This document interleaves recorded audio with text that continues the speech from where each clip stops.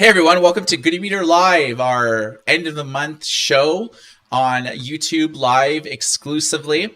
And we will actually hear the audio on this on our website in podcast form. So if you want to just listen to the audio edition, you can go to goodyreader.com and look at the Goody Reader radio show, and we'll summarize what we talk about today. So today on the show, we're going to talk about a few new models from Hisense, both a new hi-fi music player as well as a new like an ebook reader that's pocket friendly. And also we're going to talk about new e-readers from like a new color reader from Onyx Boox, and we're going to give you our thoughts and impressions on the new Bigme X6, which is probably one of the only high-spec readers out there with both a frontlit display and a color temperature screen, in addition to having the best hardware in its class, like outclassing even Onyx and with its Lumi 2. Yes, indeed. So where do you want to start? Let's start with why everyone is freaking out in the world right now, and that is the Nova Air C. There was a little bit of discussion as to what was happening with the Nova 3 color. Not that it was discontinued, and not that it is. There was just some delays, some chatter online, and lo and behold, they just completely dropped out of the blue a Nova Air C dual promotional video campaign. We obviously talked to Onyx and said, hey, can we utilize these videos, and we had our YouTube production department put them up. Buzz was huge, really good engagement. It's a nice looking unit, and it is the latest possible technology of color e-ink, and it seems to be hitting all the right marks. And remember, we're still sitting at Onyx as being the only company with Google Play that is stable to any degree, basically. Excellent. I just sent you a message you want to look at. So yeah, I mean, there's a lot of stuff happening with like the e-reader supply chain right now, and it's creating delays with manufacturing and everything like that all over the place. So most there's a lot of e-readers out there that are sold out right now. They're traditionally always in stock. So yeah. I mean, even the big boys are having like supply chains like issues. Yeah, just about everyone is having supply chain issues. What had happened is China had a coronavirus just surge, and it was to the point where literally all logistics in the entire country and Hong Kong stopped. Anything that wasn't essentials, like medical supplies, humanitarian stuff, like food, stopped for 6 days straight. So you can imagine the largest logistic export network on Earth stopping.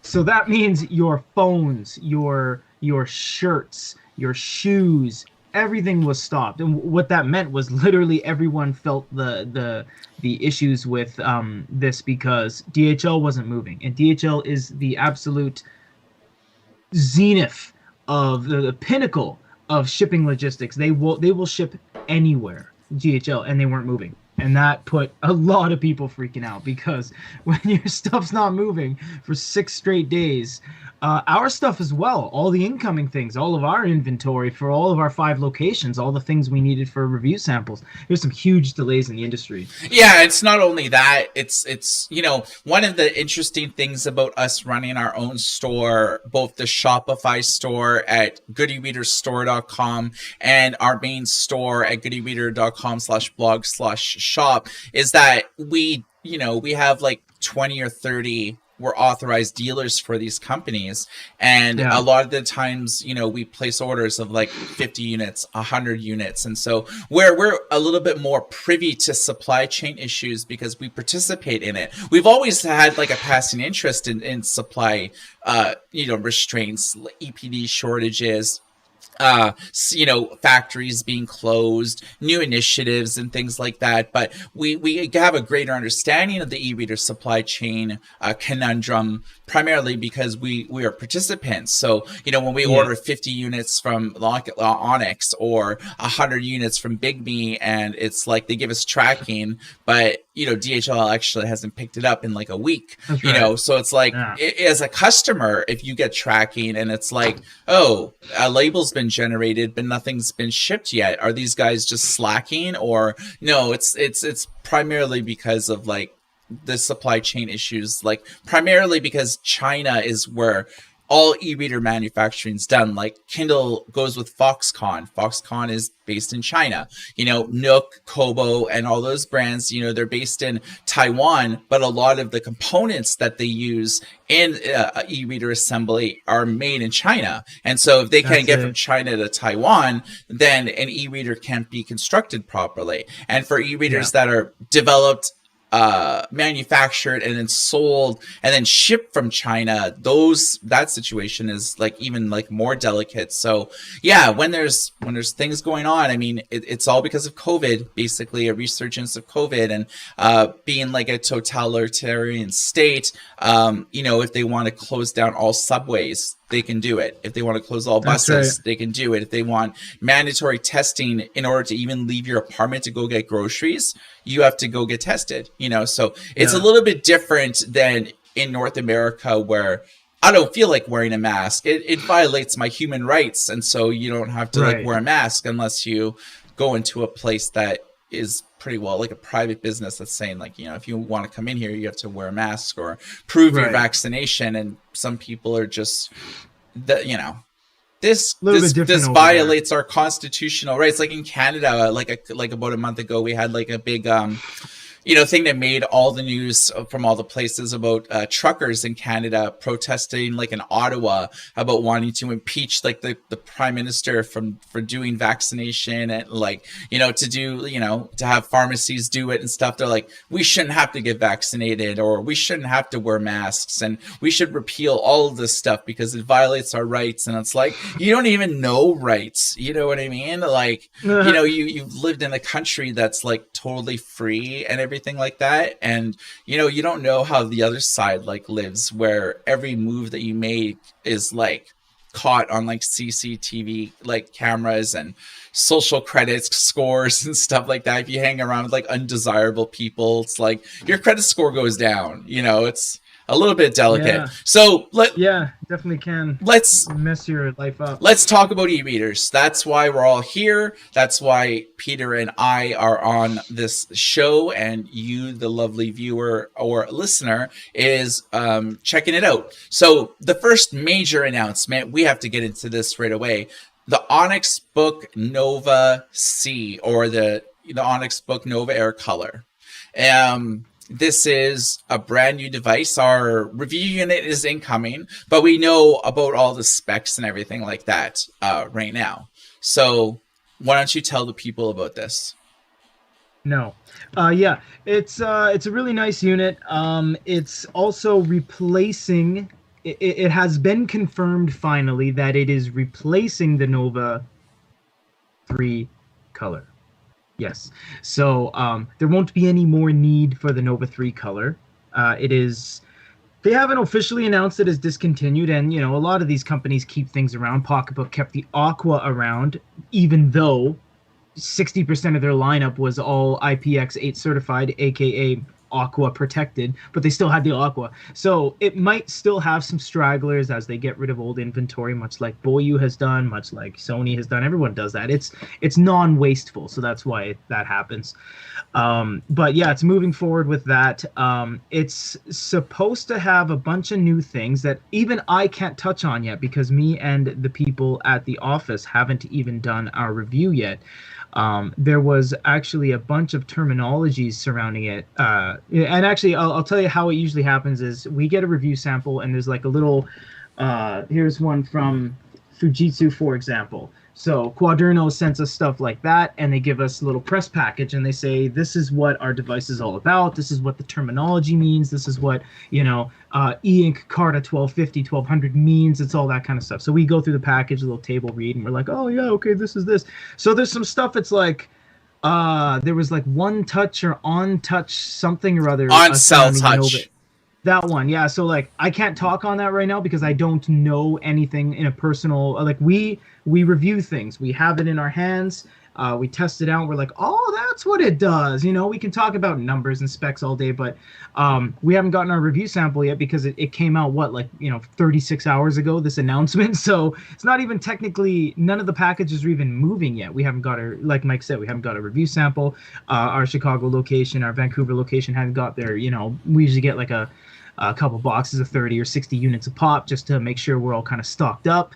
Haven't really got anything yet, but it's looking super, super nice. It still exists around the $400 price point with Google Play, with color, with glow light, with Wacom. There's nothing it doesn't have. The only thing it's lacking, as a general consensus in the community, is a large screen, and that's why people were thinking for like a split second of watching the promo, the preview, was that, oh, it's the Air, is it going to be 10.3? Oh, no, it's 7.8. So, little bit of a letdown that it wasn't a 10.3, seeing as Linfini has 10.3 shells. Companies like Bigme released 4 10.3 inch shells. So, it's like, there's not too much of an excuse right now not to release a 10.3 color. They've been around since December 2020. So, we could see something, we don't know, but for now the Air color exists in its 7.8 form factor, but it's looking really mad. Yeah, so if you guys like want a sense of like what this like brings to the table, it's like $419. It comes with a free sleeve case, and it has like a screen protector installed like at the factory. It's basically like a 7.8 inch like unit, Carta HD and Koledo Plus. So it's a 300 ppi for the black and white display, and the color resolution is about 100 ppi. So it has amber LED lights, which is with the Nova 3 color, it didn't have amber LED lights. It only had a frontlit display. So now this like has a color temperature system. So what is the main difference between this and like the Nova 3 color? That's probably why everyone wants to know. So the Nova Air color has a 30% better contrast and 15% better color saturation, even with the lights off. So it's like, significantly better than the Nova 3 color. This also runs a higher version of Android, Google Android 11 versus Android 10, which is, critical for supporting the latest generation of apps, but also security updates. It's also using a faster Snapdragon processor. This is using the 662, and I believe that the Nova 3 color had like a 336 or something, like a 636. So, faster processor. Most of the other stuff is like relatively the same in terms of versus the Nova 3 color. So there's a significant spec like bump. But yeah, this isn't using like new e-ink like Kaleido technology. This is still using Koledo Plus or Kaleido Plus. So it's not using any new type of color e-paper. What I really think that Onyx did is control some of the stuff like on a software level, where Bigme sort of did the same thing. They sort of enhanced the color performance on the software level. So they were able to solve some of the limitations and things like that. So, well, they did a little bit of hardware on their behalf, to speak on their behalf, because they're the only company to date to crack the 100 ppi sector into 127 ppi color. Yeah, so they did that. They did that with software. So they managed to do that with software, not hardware, because you can't really do too much with the color filter array, which is just basically like a sheet that covers like the e-ink display. It's nothing really like exciting. Doing teardowns of like of Kaleido 1, it's just basically a film that's like on the screen, and that's responsible for like the color. So you can't really do anything like manufacturers and hardware vendors like Onyx. You can't do anything with that, but you can control it with software if like you have like a good engineering team or a programming team that basically understands it. And I know E-Ink has written white papers on how this technology works, but they haven't released it to the public. They only do it for like OEMs or like bigger customers that have a track record of like releasing like new products and stuff like that. So, the jury's still out. Is this like a must buy? If you have a Nova 3 color, is it worth upgrading? If you have a first generation Kaleido 1 display, yeah, you want to upgrade to like Kaleido 2. But don't forget, there is like a new Kaleido technology that's like coming out. And we'll see products at the end of the year who are going to be doing things with it. I have a feeling it should be announced in May. So, like 2 months from now, or yeah, something like that. Like in May, like sort of early May at SID Display Week. From what I'm told, that's when the new Kaleido like 3 or Kaleido Pro or whatever the naming convention is going to be. So that's the story with that. E-Ink doesn't even seem to have a handle on the naming, official trademark to naming. I remember when we went to a couple trade shows in Tokyo, they were like, this is Kaleido 2, this is 2.5, this is 3. And then they're like, okay, scrap all that, this is Kaleido Plus.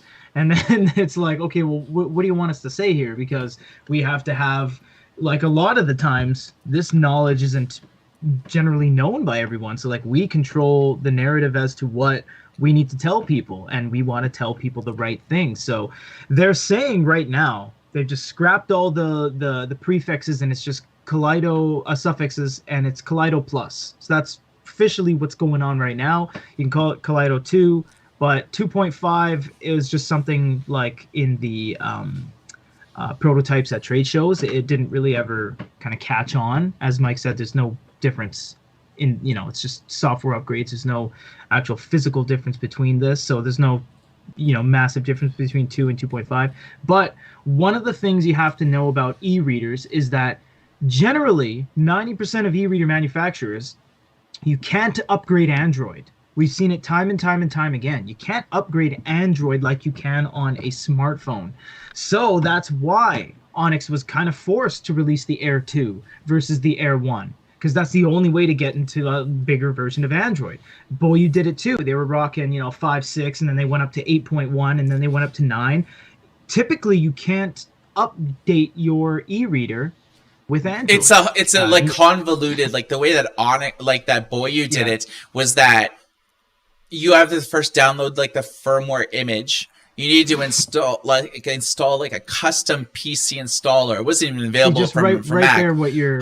You had to read like a 19-page FAQ just to do it, and if you didn't follow it exactly, you can brick your unit. So this is why like a lot of units companies don't upgrade Android over the air, because it's almost impossible with e-readers. It's impossible with a phone. It says, hey, Android 11's ready. Do you want to install? Make sure you're connected to Wi-Fi. Don't turn your device off. With e-readers, it's easier to release the same thing and just put it out there. So the Air 1 and the Air 2 are the same. And then what they did was, since we're re-releasing it, let's include more storage. Let's include more this, include more that. So that's their opportunity to boost it out. So where a lot of you might see it as cheap and kind of shady that they're re-releasing something that has already been released, it's actually not as easy as you're making it out. And remember, even companies as big as Amazon and Kobo do this too. They just re-release things using the same shell, the same body with minimal upgrades. So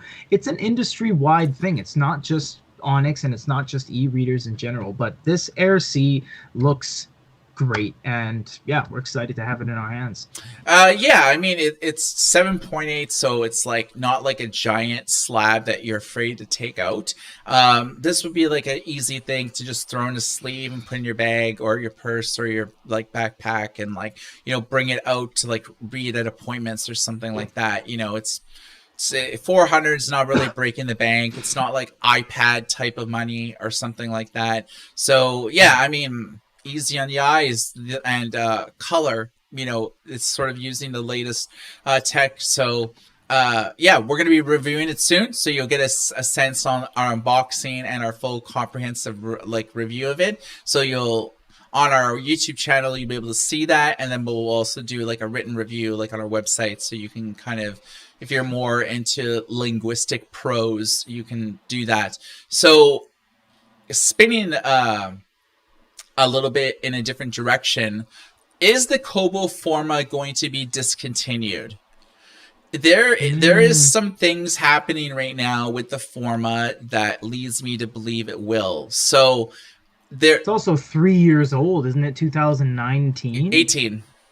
18. Jeez, there you go. Yeah. So yeah. The Oasis 2 was 17. Forma was 18. Oasis 3 re-release was 19. Yeah. Okay. So got it.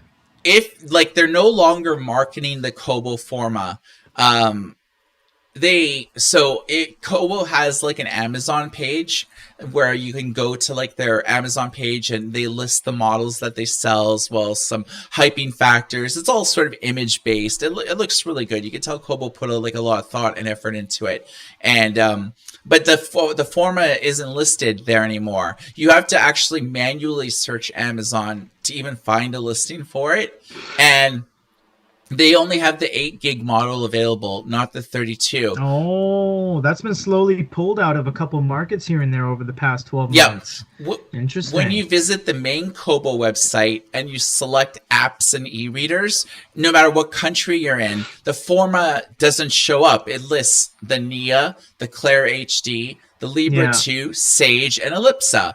They are not, there's no mention of the Forma. The Forma is actually, again, 32 gigs out of stock. You have to manually search for it on the Kobo website. There's actually a sale on it right now, which leads me to believe that they're just trying to get rid of however many models that they have left.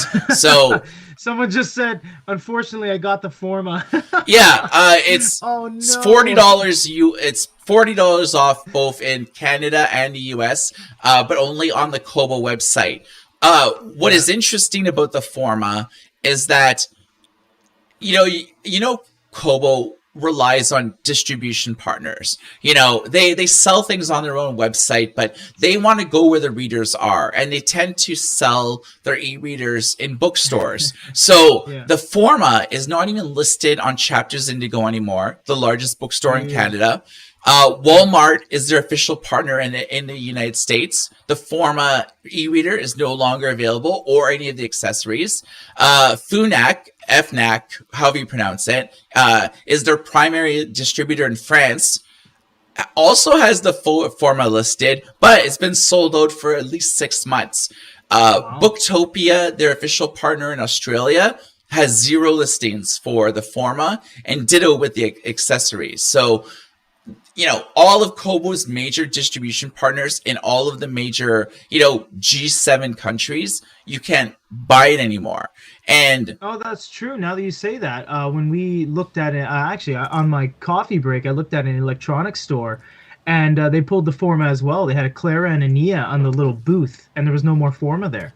Oh. So what's the deal with the Forma? Like, why isn't it in stock? Why is Kobo no longer marketing it? Well, it's because basically the Sage has eclipsed it as the new premium e-reader. The Forma used to be, when it came out in 2018, it was the largest screen that Kobo made. It had features like Dropbox. It had an 8 gig and 13. They had an 8 gig and 32 gig variant. So people who wanted more storage for PDF files, or had a large ebook collection, or people that, had a lot of ebooks on Dropbox and they wanted to directly access that on an e-reader. The Forma at the time was the only way to sort of do that. But in 2021, Kobo, unveiled, first of all, the Ellipsa, their first 10.3 inch device. So if you want a large screen, you buy the Ellipsa. But the Sage, it has basically the same size screen as this Forma, but it has so much more going for it. For one, it's using the new E-Encarta 1200 display tech, which basically delivers a 20% increase in response time and about a 15% contrast ratio. In addition, smoother handwriting and animations display. There's it has a quad core processor, whereas the Forma only had a single core. The RAM on the Sage is better. The processor is better. Internal specs is better. So, obviously the Sage destroys the Forma. Not to mention audiobooks. The Sage has Bluetooth, so you could buy and read and listen to audiobooks right on the Sage. But the Forma didn't have Bluetooth. So there's no way that also note taking. You failed to mention that. Yeah. They have note taking on the Sage, which they utilize their own pen, their own proprietary active capacitive pen, where you can take notes on it, and you obviously weren't able to do that on any Amazon, Kobo, or Barnes & Noble prior to the Ellipsa Sage generation. So it really is just, over clouding the purpose of a Forma anymore. Yeah, exactly. Well, with the Sage, it doesn't come with a stylus. You have to buy that extra. So for people that want to do like note-taking, that want to annotate ebooks or PDF files or just a freehand draw if they wanted to, you have to sort of like spend, I think it's like $49 or so, to buy the Kobo stylus or the Kobo pen or however they're marketing it. I don't know. But you have to sort of spend that extra money, and you can buy it individually as well as the nib, replacement nibs. So you can generally find those on Kobo's website, but I've noticed on Kobo's retailers, they tend not to offer this Kobo stylus or the pen, like replacement nibs on their official things. Like you can't do that on Amazon. On the main Kobo website, you can, but I looked at Chapters Indigo and they had like no listings for replacement nibs, for instance. So harder to get. And so know that if you want to get the Sage with the intention of getting a digital note-taking device, I'd stock up on nibs if you can find them because they're hard to find. Yeah.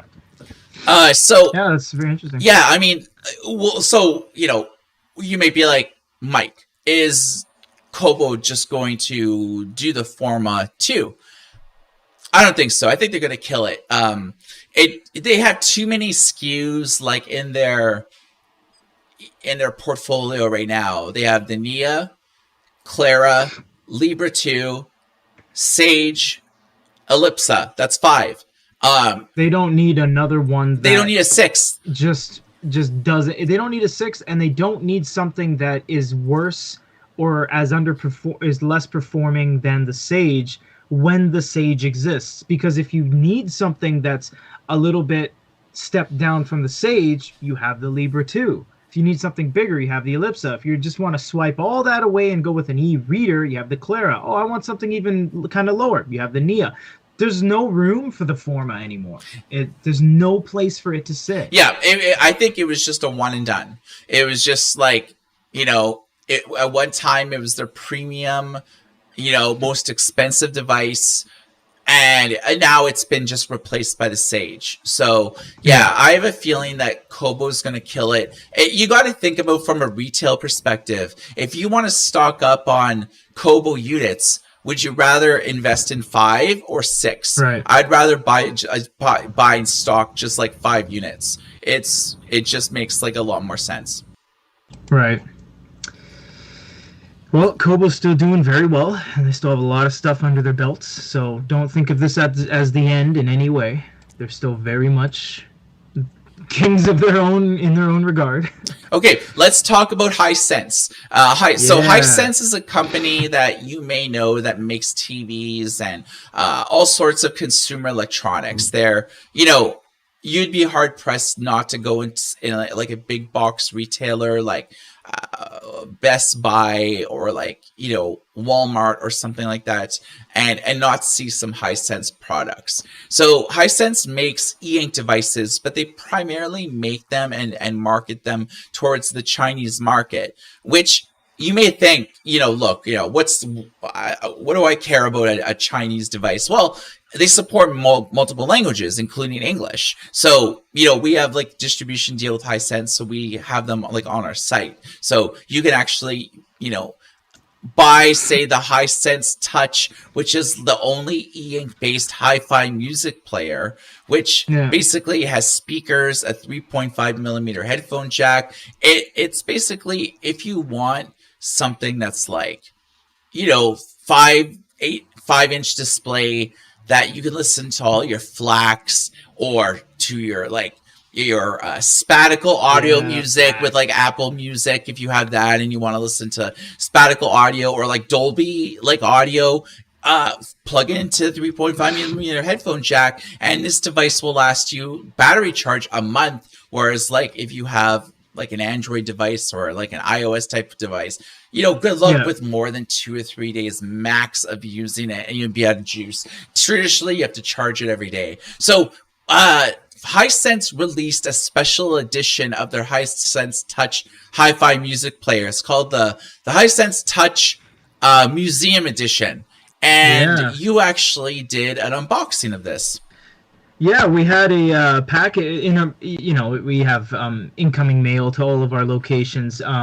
Primarily the samples are sent to our Japan office because that's where we conduct the reviews. And we had a big box from Hisense. So we're like, oh man, this is going to be huge. What is this, like a 13.3? Because it was a huge box. It was like a gigantic, huge, decorative, ornate box. And we read up on, like I was saying, the little folder thing where they say, and they say, hey, Goody Reader, thanks for the continued support over the years, et cetera, et cetera. We'd like to present you with the Hisense Museum Edition. I was like, what the heck is this? It's crazy. And inside there was like a crane embossed, embroidered leather ledger with like an ornate gold-plated chain bookmark and a Hisense Touch card and like all this stuff, sticker packs. They teamed up with the Xi'an Museum, sorry pronunciation, in China, which is like a super highly accredited museum. It's the highest rank of their own internal ranking system, and it's really nice. The device itself is the same, but you get an all-new case, really high-quality case with like a suede insert. It's not going to scratch your unit. So Everything's laser they're cut. seeing this like as you're talking right now. So Yeah, I know. That's why I'm doing this. Yeah, it's in. Oh, you mean you're showing them a screen share? yeah. Oh, okay. Yeah, it's fantastic. It was a very nice kind of refresh. The device model is the exact same. It's the Hisense Touch, but it's like when you have a special edition or when they include a free case like the Pocketbook Touch HD3 Special Edition, the Onyx Boox Poke Special Edition. They do certain things. Onyx Boox changed, the color of the plastic shell. In this case, Hisense gave you all this stuff that is from the very famous museum over in mainland China. And the good thing is that it's all kind of just, it's not like, restricted to Chinese audience because the ledger is empty. You can write anything you want. There's Cornell notes, there's meeting notes, there's scheduling. The bookmark is just a bookmark. The stickers are just stickers. The case is beautiful. So it's open to everybody. It's a very nice it's a very nice set, and they wanted to actually release through us. So we're now selling it, and it probably, you know what, after 12 years of reviewing, I'm just going to say this is the best looking retail packaging we've ever seen. It was phenomenal. You can watch our unboxing. We're just like, this is some nice stuff, and it's only, I think, $20 or $30 more than the base model. It's really nice unit. Very surprised. And actually, Mike and his team launched the news that High Smart Reader, I think, is releasing, which is a 6.7, kind of akin to the A7CC.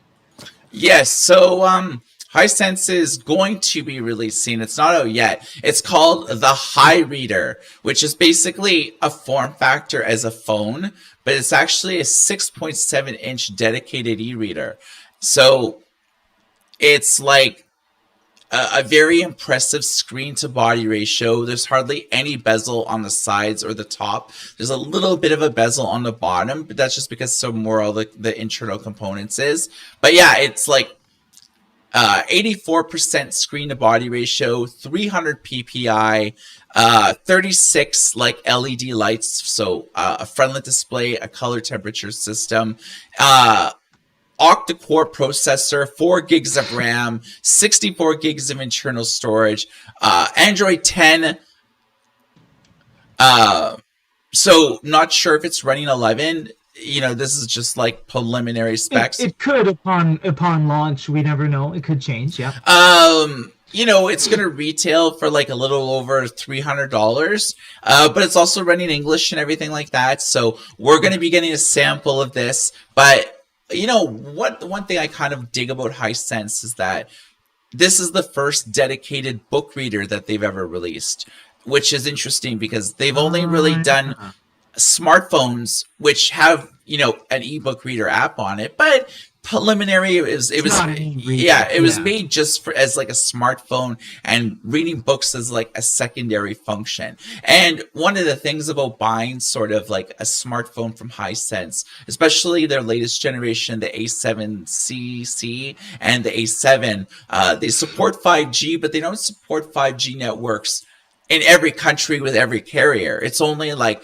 in the UK, I think Verizon and Vodafone they don't support, but all the other ones they do.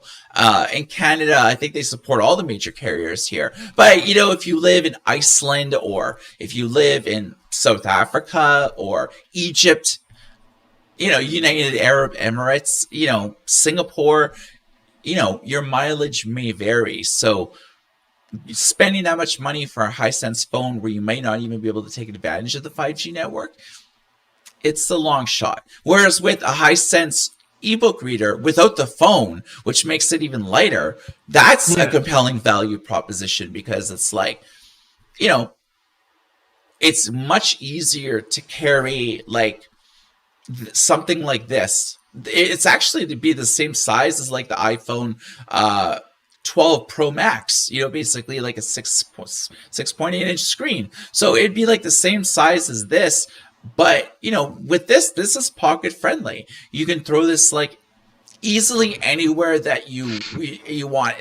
It's portable. So if you want to carry around your dedicated phone to like, text and WhatsApp, and to use WeChat and all the communication elements you'd use on a phone.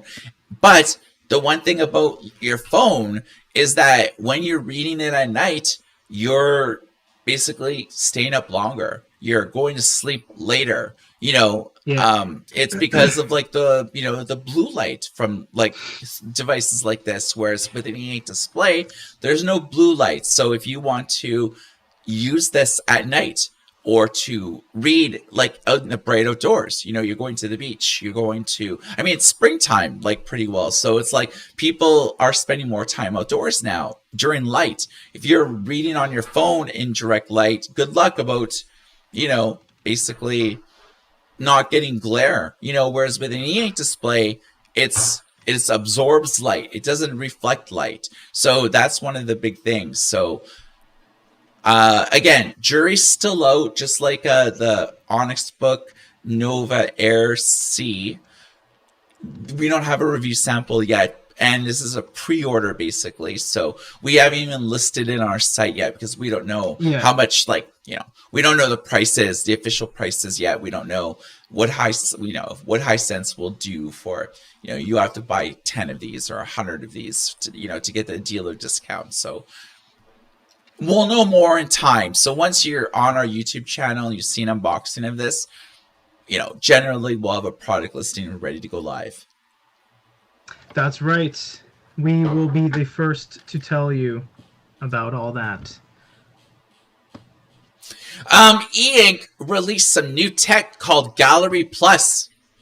Oh. So E-Ink Gallery is something that most users will not have experience with their consumer electronics. Your E-Ink display is usually running Carta, anything made in like the last 5 or 6 years. Generally Carta HD, or the new gen that's running like a color display.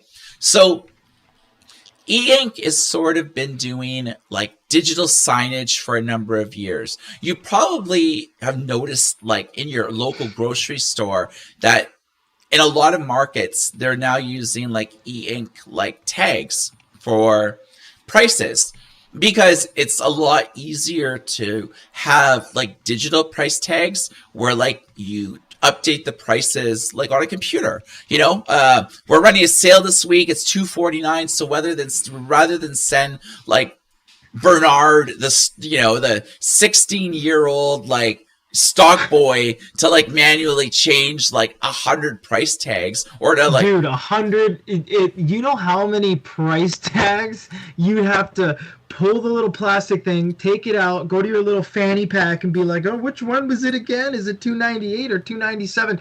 And do that prospectively tens of thousands of times through a superstore, Walmart, or like Costco. Target. Jeez, I'm not saying technology is the answer for everything, but that it is. Just go to your store next time you're looking for pasta sauce. And just step back. What did I say that they were using? Advanced color e-paper. So basically the contrast ratio has increased by 40%, and it's 13-inch, 25-inch, 28-inch screens.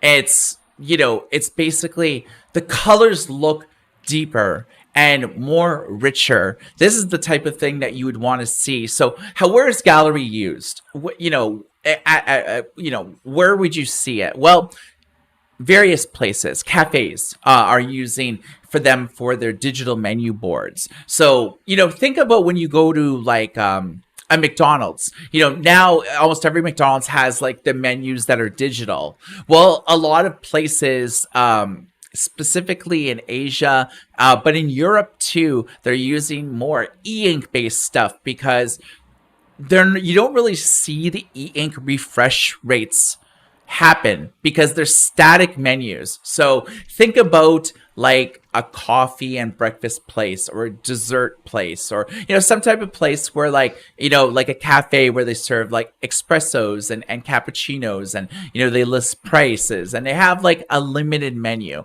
That's the type of thing where like you would say buy a 28-inch display that uses e-Encarta. This is the type of thing that actually would look pretty sick like in one of our backgrounds, like having like a goody reader type of thing and talking about, with links to our channels and stuff like that. That would actually be pretty awesome.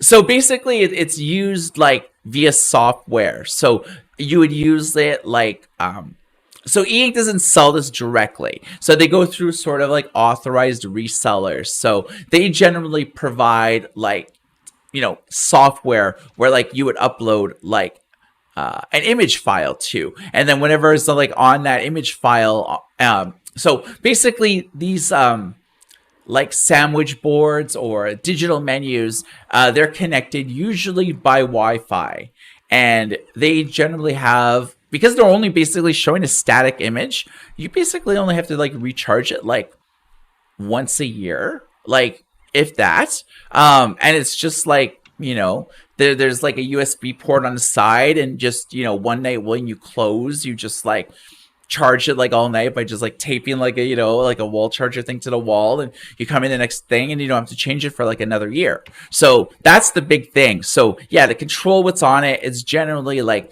PC or Mac software. You just like upload it, and then whatever you upload is just shown on the screen. So the one drawback about e-ink advanced color e-paper and why we haven't actually seen that, because like it displays like, I don't know, something like 40,000 different colors, whereas like e-ink Kaleido displays 4,000 colors. So at the very advent of e-ink color, advanced color e-paper, people are like, yo, why isn't this in an e-reader? I mean, it displays so many colors. It's because of the refresh issues. Like when we shot the video of us being in Japan and actually doing hands-on with it, when it refreshed, dude, the refresh was horrible. Très horrible. It's called I think dithering. It wipes away on the screen color by color by color, layer by layer, and then it just like starts flashing, and then you get this like interlace kind of mess of lines, and then it just does this final flash and it's gone, and then it slowly shows up. You'll be able to see it if you go to our channel. We did a 32-inch review when we did the same meeting with e-ink and Sony when we looked at the color panels. They had a sample of that there.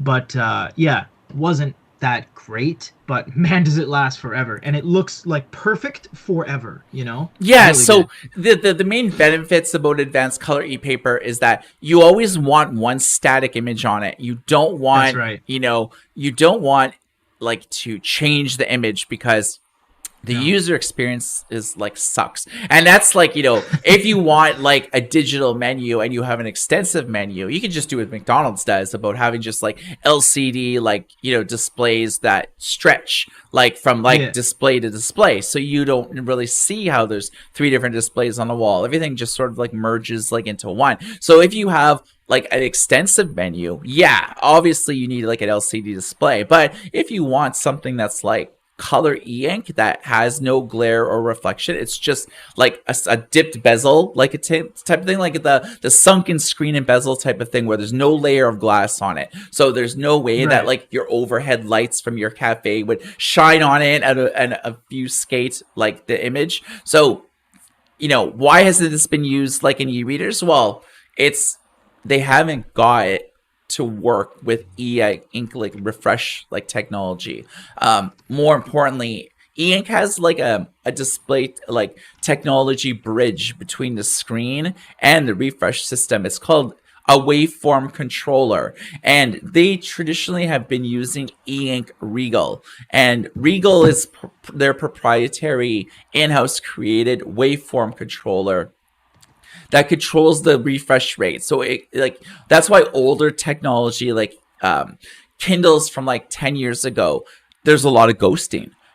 Page turns Yeah. not smooth at all. There was a lot of flashing every time you turned a page, like the whole screen flashed. I think for most of us that have been following E for e-readers all the time, what the full e-ink page refresh looks like or what ghosting looks like. It sucks, but then that's what Regal has done. Regal's basically eliminated ghosting, eliminated full page refreshes. Like I know with modern Kindles, you can read whole books and not have the screen refresh once because everything's Yeah. like pre-buffered, like with like Regal. So that's why they haven't been able to adopt advanced color e-paper in e-readers, because they have not been able to get it to work compatible with waveform controllers. So That's right. it's for this e-ink gallery plus technology looks really great. I mean, visually it's stunning. You can actually go to like our website right now, goodereader.com/blog, and we have it like on right on our like front page of the website. I think it's like the third from like the bottom. So spinning like onto another topic, Peter, you and I are pretty familiar with a brand called Supernote, right? I have no idea who they are. Yeah, yeah. Supernote. Yeah. So they've released the A5 and A6 a couple years ago, and Yeah. I think like last year released the A5X and A6X, Yeah. which there's the second generation model. They're similar in terms of our writing experience. They're identical Very, effectively. They wanted to throw something out there and they didn't have any capital to make something new. They just used the exact same thing and just put out the same body, same pens, everything like that. yeah, but Yeah. from like a drawing experience, like the type of it's basically a digital note taking device. For those of you that Yeah. are not familiar with Supernote, they are half based in Japan and half based in China, so they kind of like split double duty between those two countries. But the drawing experience with the stylus, they have like a line of digital stationery, so they have all sorts of pens that are made of like high grade like metals and stuff like that, Right. like 8 or 9 different like color schemes and stuff. They even like have styluses with like polka dots on them. Like they're very Right. cool, but their pens only are compatible with their models. But their drawing experience in terms of like similar features, very similar to the Remarkable line of tablets, in the respects that you have layers that you can Yeah. create,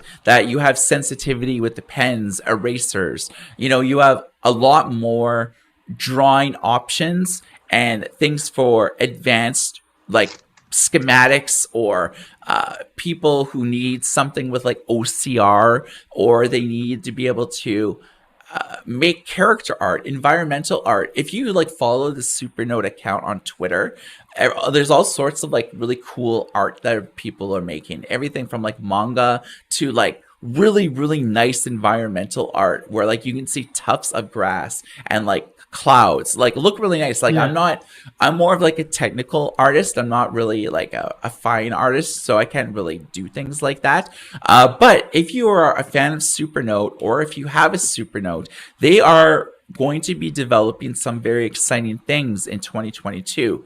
They are going to be releasing an app store for users. This will be out in the next 3 months or so. So you'll be able to download and install apps on your A5X or A6X. And they're trying to make it backward compatible for the A5 and A6 as well, which is their, I believe, 7.8 and 10.3-inch devices. So A5 is, an A5 piece of paper, A6 type of paper. So you'll also be able to sideload in your own apps. So if you don't have your favorite app on the Supernote store, you can sideload it, which is something that you can't do now.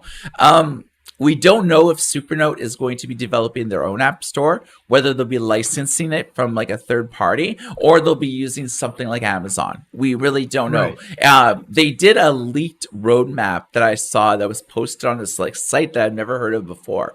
But it also it gave like on this roadmap, it actually said it labeled each thing from like note taking to calendar to new features and this and that, and it actually showed how far away they are from finishing this specific feature. So they'll also be releasing support for third-party cloud storage such as Google Drive and Microsoft OneDrive. So you'll be able to store and save files right to cloud storage from your Supernote, but you'll also be able to import them as well.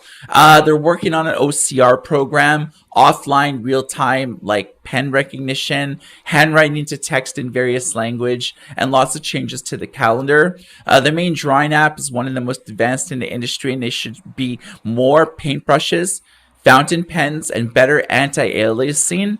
PDF files will also be more responsive to pinching and zooming. This is in addition to multi-page templates. So right now they generally have just one-page templates, like a college rules background. They'll be able to like support like a 2-page spread, like on your 10-inch tablet. You'll have, one page taking up one half of the screen, the other half of the page covering the next page of the screen. That's actually very interesting. So, they're working on email sharing, a better eraser support with gestures. They're working on all sorts of exciting things. Those are the most notable, though. Yeah. The A5X and A6X was using sort of Android as they were using an Android derivative. Basically, they called it Chauvet, but it was basically a skin version of Android. So that's basically how they're able to create an app store on their latest generation devices. So Right. it'll be interesting to see how they do that, and what the execution is. It's not a household name. More people have heard of Remarkable than them. So, Right. Peter, to finalize, what's on the show today, tell me your thoughts about the Bigme X6. The Bigme X6, absolute giant in both stature, specs, and just presence. It's a monster. It is 13.3, and it's a brand new device. It's not carried over from anything. They made it in-house. They make these devices. Bigme seems impervious to any issues in logistics or manufacturing. I don't know how they're doing it, but they have the most devices in their lineup than any other manufacturer, period. They have 14 units that they are selling total. It is insanity. They have the most color. They have the highest specs, basically 6 by 128 right now. The first number being the RAM, and the second number being the storage size. That's kind of how you label things. So like smaller devices will be like 4 by 64, 4 gigs of RAM, 64 gigs of storage.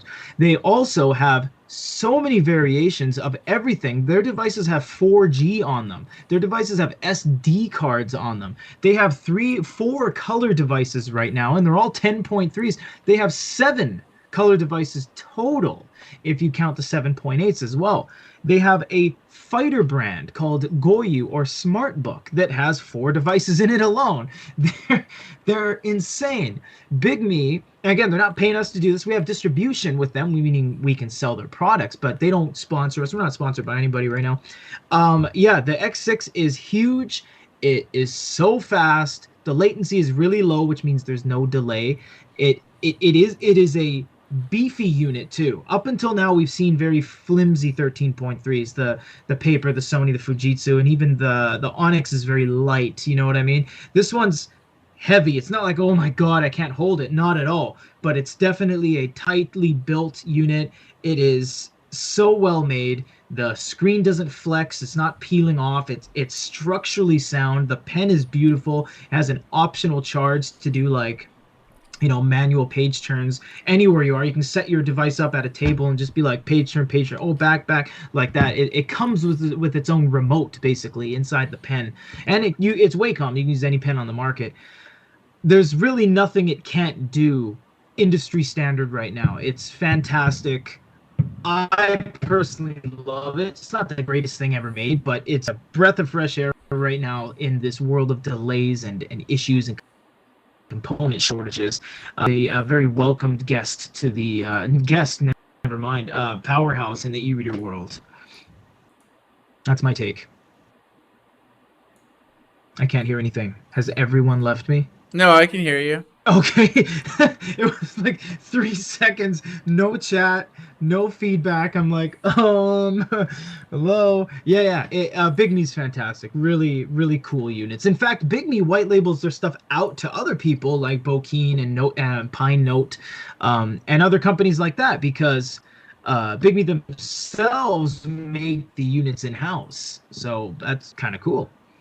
Okay, so what's okay? So Bigme has a lot of products, and their latest generation all support English. So we only stand behind a few of them, just because there's so many out there that like, what's the point of reviewing them all if it's like. If they have 3 different 10.3 inch devices with like middling hardware specs, you know, what's the point? We're going to focus on specific ones, but they only have one 13.3 inch device. And in the world of like digital note taking devices, there really isn't a lot of 13.3s out there. There's the Quark Logic paper, no front light, no color temperature system. It's basically the same as the Sony digital paper, the 13.3 that's like 5 years ago. So there's that, but there's also, the Fujitsu Quaderno. Yes, they have a 13.3 inch, the A4, no front light, no color temperature system, great writing experience because it's using Encarta 1250 for the display. So there's like, the latency is like less than 20 milliseconds from pen to screen. So that has a tremendous amount going for it. But the Bigme, I think, is better value than the Onyx Boox Max Lumi 2. Because of like the crazy specs. So it's an octa-core processor, 6 gigs of RAM, 120 gigs of internal storage. It's running Android 11 as the operating system right now, and it's running English. It has like an Android like support for side-loaded apps, so you could install your own side-loaded apps or alternative app stores like the Amazon App Store, GetJar, any of those types of things. Is a dual microphone array for translations for up to 27 different dialects and 20 different languages with an accuracy rate of about 98%. It's phenomenal. I mean, dual speakers, Bluetooth, Wi-Fi. I mean, this thing has it all, and it's better hardware than the Lumi 2. So the only advantage I think that the Lumi 2 has is a better brand name that has like a better track record in the e-ink industry, as well as it ships with Google Play. And Google Play, unfortunately. Yeah. Yeah. If the Lumi 1 existed alongside the Bigme X6, I would say the Lumi 1's a little bit of a better deal because you get a HDMI port on it where you can the Bigme doesn't have that, but neither does the Lumi 2 anymore. The Lumi 2 got rid of the HDMI capabilities of any kind, so they're pretty much on the same level playing field. In fact, the Bigme's newer and just more beefy, so that's probably why the X6 is like, yeah, that's the way to go right now. It's a monster in the industry. It's pretty crazy stuff.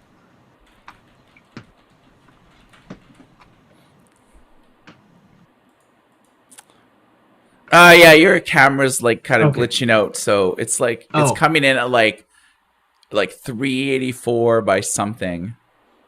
oh, I didn't change any settings.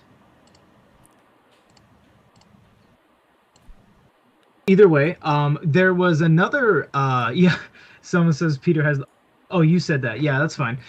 There was another unit that just came out that is not super amazing, but it's interesting in its own regard because it's a 4-inch 4.7, the Y-Ben. It's this little tiny retro looking thing with like a bunch of buttons on it, and it's running an e-paper screen, and it's micro price too. It's only like $130 or something, like $120. So that's a very interesting one as well. It's not gonna turn the tables and make uh you know stir up the industry, but it is definitely interesting how more and more small screen e-readers have been popping up than ever. Basically, two generations of Ink Palm, a bunch of A5 Hisense devices, and now a Y-Ben small e-reader, the M5 Stack Dev Kit 5-inch. So it's like, small e-readers are not making a resurgence, but as niche as it already is of an industry, it's interesting to see like a more selection than we've ever seen.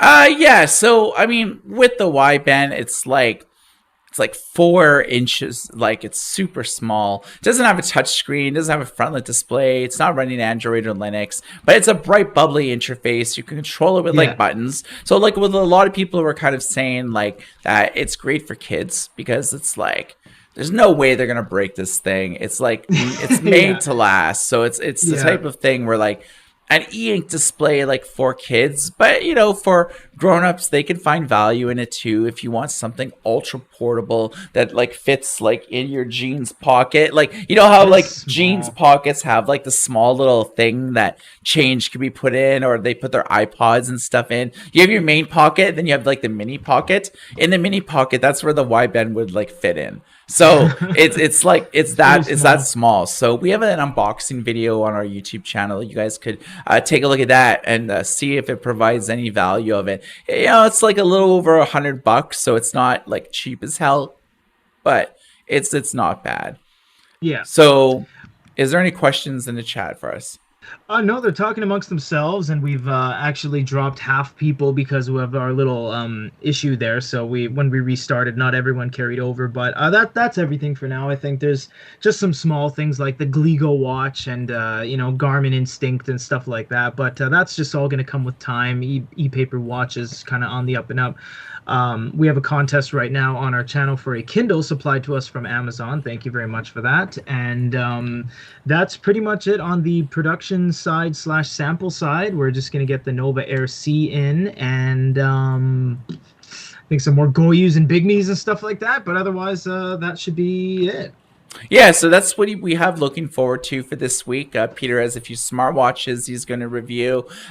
Some of like the reviews for like the other e-readers that we haven't really done reviews yet. So stay tuned to our YouTube channel at youtube.com/goodereader for all of the e-ink news, reviews, unboxings, and comparisons. So you can check out Peter and his team on what they're doing on our YouTube channel Yeah, yeah, for yeah, yeah. from the latest news and industry insider information. You can check out what we're doing on our website at goodyreader.com. That's our online destination. We publish anywhere between 3 and 5 articles per day, every single day, even on weekends, so you can get your latest fix on what's coming out, some of the news that we're hearing from the upstream supply chain. We ask questions. Will you buy this? Are you not interested in that? That's where we broke like the Forma news, so you could really get a lot of good value if you follow the e-paper industry, the e-reader industry, digital signage,